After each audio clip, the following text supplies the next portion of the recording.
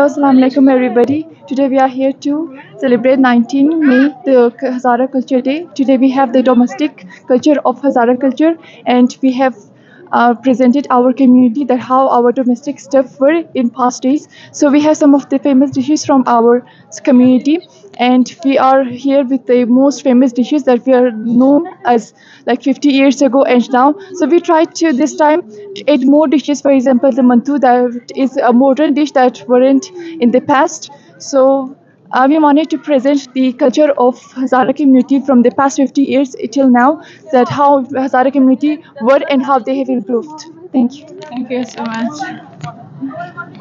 ما خوار و آقای گلالای گونیم در هر کجا که هستین خوش باشین. بازم دیگه چشم ما در یک از غرفه ها خورد که انواع غذاهای هزارگی دو نازدانه خوار از ما در پالیز میرسا که در این باره حتما بخشش معلومات میده که اینا خودون چی جار کده، یا از طرف کدام مکتبه یا از طرف کدام انجمنه.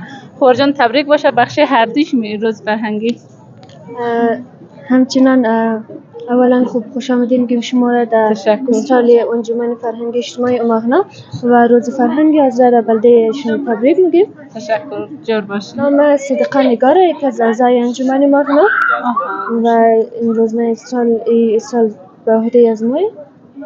خب یک استرالی را جور کنیم که خانه هزارگی در نمایشش دیم و در کنارش غذاهای هزارگی که چی قدیم و چی فعلا هزارها از استفاده نرم و در نمایشش دیم که به هر حال هر رقم باشه هزارها از امرو غذا استفاده نرم، چی قدیم باشه چی فعلا.